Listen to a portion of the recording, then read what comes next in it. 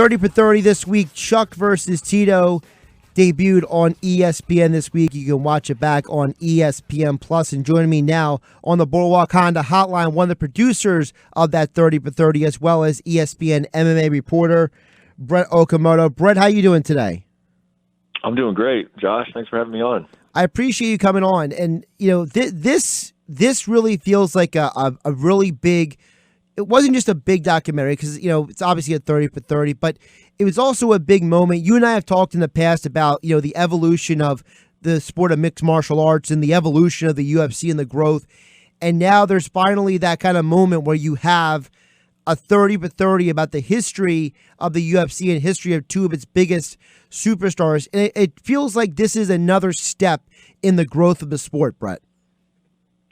Yeah, I look at it that way. I mean, part of me definitely always thought that this was inevitable. At some point, the 30 for 30 franchise was going to do something with the UFC. It was going to do something with mixed martial arts. But that doesn't take away, even knowing that it was going to happen at some point, that doesn't take away, the big feeling of it, the landmark, I guess, that the sport has reached, that it has reached a point where 30 for 30 would look over at it and would consider it, not just a niche sport, but a sport of hey, this is a legitimate sport. It's on our airwaves now.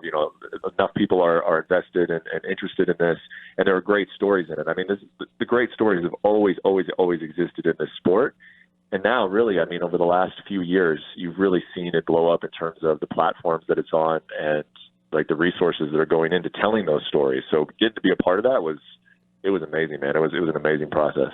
And for me, Brett, and you tell me what you think of this, to me, the best part of the 30 for 30 was actually the lead up to the introduction of Chuck and Tito. It was a great encapsulation of where the UFC came from, how they got to the point before Chuck and Tito finally had their fight. It was a great encapsulation of the history of the UFC in a digestible way for a lot of people who, maybe they're not the diehard MMA fan. Maybe they're more of they just came recently to the sport in maybe the last 10 years. They don't know where the sport was and how it got here. Yeah. Yeah. It's very rewarding for me to work at a company like ESPN, because it's always sort of on my mind of hey, I do want to serve, the fans that are watching this on a day-to-day basis. But I also know that a lot of people are going to ESPN that don't know all of these stories that, the hardcore fans know about. And so, that's something that I've navigated throughout my entire career at ESPN. I've been there for 10 years, and it's always kind of been writing with the purpose of I want to inform people of things that they don't know about, like the hardcores, the people who are following on a day-to-day basis. But I also want to keep it, digestible enough that if a new fan happens to be interested in it and say, hell, I want to check this out, what is this about, that they don't just get lost in because this sport, even though it's young, there's a lot of history to it now at this point, and if they don't know that, then they can sort of they can lose some of the context of some of the things that are going on even in modern day. So I thought we balanced that well. I mean, that's something that I've had experience with in my career at ESPN, and that was something that we knew going in to making this film, that we wanted to balance that as well. That hey, if you are a hardcore, for me, watching this film and doing this film, there were some things in there, even on this story that was familiar to me, that I still learned about, or there were little things that we dug into deeper when it came to, whether it was Dana White or Chuck Liddell or Tito Ortiz. But it was also just general enough that people coming in who haven't even watched a single UFC fight could really, really, really enjoy the film. In fact, maybe they even enjoy it more than the people who consider themselves fans of mixed martial arts. Just to follow up on what you just said, was there a specific story or a specific element that maybe you didn't know about or you didn't know as much about before that really stood out to you? The rise of Tito, and more so even than the rise of it, but his introduction to the sport. I had known that he had sort of borrowed that moniker of the Huntington Beach bad boy from Tank Abbott. But going back and talking to, people who were around Tank at the time, I mean, Tank Abbott is he's an OG, you remember him from way back at the very, very, very beginning of it. And to hear that Tito and him had mutual friends, and some of the stories that came out about those guys that didn't even make the film, but that connection between those two, I thought that really added another layer of understanding to Tito's character, because a lot of us know that Tito likes to be brash and he likes to be over the top and he likes the attention and he's always understood how to sell a fight. But I didn't understand, or I didn't even know to the extent of how much he borrowed that from Tank Abbott, I thought that was pretty cool.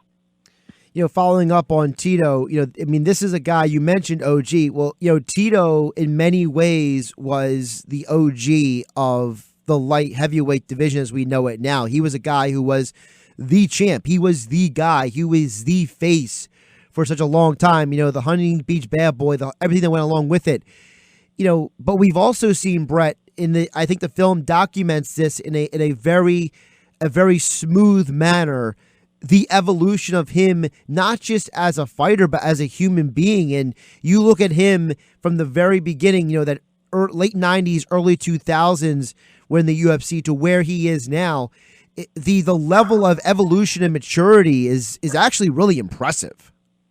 Yeah, and I mean, I get excited just listening to you talk about the film because one thing that I've always throughout this entire thing, which took about a year, I mean, we would have these internal meetings, and we'd be on conference calls about it, and I would kind of remind people that, we have so much goods, like this story is so rich that we just got to get out of our own way and just make sure we tell it. I mean, there's going to be parts that we have to cut out because of time restrictions. There's going to be disagreements on what we add or what we have or what emphasis we put on wherever. But as long as we just tell the story, we're going to be fine here because this story is just it's absolutely incredible. I mean, you have a guy in Tito who always wanted the attention, who didn't get the attention as a child, who wanted it, who found it in this sport.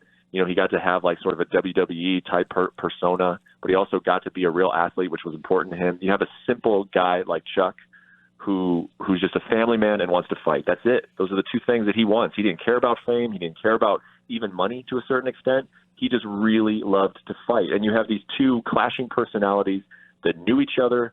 That were they friends? Were they not friends? How close of friends were they? They're in the same weight class. And then surrounding all of that, you have literally the creation and the rise of a brand new sport in North America in mixed martial arts. I mean, the entire thing is just fascinating. There's so many elements of it weaving in and out that it was fun, man. I mean, it was just a very, very, I mean, we were lucky in that, hey, if you get to do the first 30 for 30 on an MMA subject, well, then you get to, you're open to pick whatever story you want, right? And I thought this was the story. I thought this was the best subject that we could ever select in terms of telling some historical elements, but also just really, doing rich character development. I hope that all came through on the film. Definitely. Brett Okamoto joining me on the Boardwalk Honda hotline on 97.3 ESPN MMA reporter. You can follow him on Twitter at @BOkamoto ESPN. The other element, Brett, that it's the third man in the story, and that's Dana White. And, someone commented to me yesterday, they said, oh my goodness, Dana White looks like a different human being. He was so much younger in the older footage. But that's another part of the story, which is where Dana White was at the very beginning with the UFC and where he is now. And that seems to be another element of the story. And obviously you guys only have so much time. You got to make this all fit into this 30 for 30. But the third man in the story is Dana, and I think that that's an aspect that can't be overlooked as well in the history of not just the UFC, but the history of mixed martial arts. You could have called the film Chuck and Tito and Dana if you wanted to. Sure, yeah. The film actually opens with Dana, and we thought that was appropriate because he comes out and says to build a fight, and I would say that the Dana White is probably the best person in terms of building the fight that there is on the planet. I mean, in terms of just promoting and what he's done with the UFC. I mean, I would stack his resume up against any of those promoters out there, any of the great combat sports promoters. So he understands what it takes to build a fight. And he said, you need conflict and you need the ability to tell the story. And there was nothing but conflict between Chuck, Tito, and myself. And that kind of really just sets the stage for the entire film that you're about to watch. And the evolution of Dana, just like the evolution of Chuck and Tito, is fascinating. I mean, you could literally go and do probably another full 30 for 30 on just the career of Dana White. We wanted to focus on the rivalry between Chuck and Tito, but you can't tell that story without the character of Dana White. He is a main character in it, and a really compelling one. I'm curious your perspective because you did spend so much time on this over the last year, and working on this and being involved in this, and retracing a lot of this. But looking at the way the mixed martial arts world is today, do you think that Tito Ortiz and Chuck Liddell could have any similar amount of success in the MMA world today with some of the freak athletes that are out there? Do you think that they were in many ways, byproducts of the era that they were in? It's a tough question. I mean, at the end of the day, yeah, it's all relative. I mean, they were the best of their era. Now, if you take the sport at that time, and you mentioned the athleticism, but I also just think the skills development and the cerebralness of how smart fighters have gotten and how well rounded they are. I mean, if you really look at it, Chuck versus Tito. I mean, Tito was a wrestler, and Tito could throw some hands every now and then, but that was still almost in that era of like, this is a wrestler versus a striker. I mean, we used to say that constantly in the sport over and over again, the striker versus the wrestler matchup. You don't really say that anymore. I mean, you might say like, hey, Chris Weidman needs to wrestle Dominic Reyes in Boston in order to win this fight, but it's not a wrestler versus a striker anymore. So you're kind of comparing apples to oranges, but I guess what I would say is that they were like that special 1%, and you still see that in the sport today. And that's in terms of the ability to win fights, but also just the ability to capture the fans' imagination. I mean, even as deep and as talented as the UFC's roster is today, I mean, the guys who really break through and are really in the mainstream spotlight, they're few. There's just that few select group that can do it. And that's always been the case in combat sports, really, and that includes the UFC and mixed martial arts. And at that time, man, they were the 1%. Those two were the guys that everybody cared about, and they were doing it at a time when the sport was not as popular as it is today. So that definitely speaks to the success that they had. Brett, was there any story or element or maybe like tidbit from an interview or aspect that maybe didn't make it to the final cut that really was relevant to you working on this? Oh man, I mean, we probably interviewed. I think the final number was 40. It was either 42 or 43, 44 people for this film, and I mean, each interview was like, at minimum, an hour. I mean, that sounds crazy, and that actually surprised me during this process of how long those interviews were. But when you think of how much footage we have of interviewing these subjects and talking about it, I mean, yeah, there were so many anecdotes, there were so many little tidbits of information that, like, in the moment as I was doing some of those interviews, I'm like, oh, this is definitely going to make the film, and then it just didn't. So it's hard to just lock down one. I mean, I know that the internal producers, we went back and forth on how much weight to give the third fight. I mean, I thought that there was a little more we could have done with the third fight. That's sort of what spearheaded this entire film, was this idea of two guys fighting years and years later, and why are they still fighting, and why does their rivalry still exist? Why don't they still like each other to this day? I mean, how can a rivalry last for more than 15 years? You know what I mean? So that was something that I wish we could have dug into a little bit more, but it was just tough, man. It is very, very tough when you lay out a script and you put it together and you're like, oh my God, this thing's like 4 hours long. We got to cut this thing down. I mean, inevitably you're going to lose some stuff that you thought was going to make it. Well, I highly recommend, if anybody hasn't seen it yet, it's on ESPN Plus. It was very well done by you and everybody you worked with, Brett. Like I said at the beginning, the encapsulation of the history of the UFC alone is a great element of it. Before I let you go, I'd be remiss if I didn't ask you, one news element question, because this is South Jersey. There's a lot of Frankie Edgar fans in this part of the country, Brett. What is going on with Frankie? Is he going down the 135? Is he fighting Conor? I have people asking me, what the heck is next for Frankie Edgar? That's a good question. He was, they wanted him at Madison Square Garden, and they thought they had an opponent for him, Aljamain Sterling, and he couldn't get medically cleared. He had some injuries that he needed to clean up. So I was bummed. I'm sure, like many of your listeners, that I won't get to see Frankie Edgar fight at the Garden again. That's always a special event.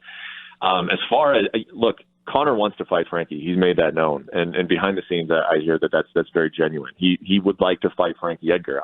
I know that the UFC is not in favor of that fight, and I gotta say, even if your Frankie fans get mad at me, I kind of side with the UFC on that. I don't think that fight makes a whole lot of sense. I thought it made sense years ago.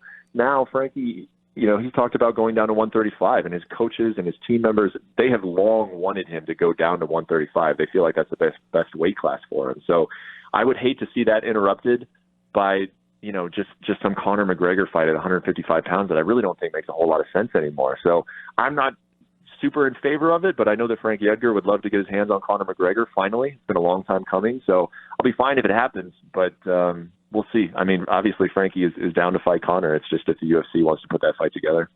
Well, for all the news that is coming out, I suggest people follow you, Brett, at B Okamoto, ESPN on Twitter, for all of your MMA and UFC news and updates. And Brett, I appreciate you joining me. Again, the 30 for 30, Chuck versus Tito, it's on ESPN Plus now.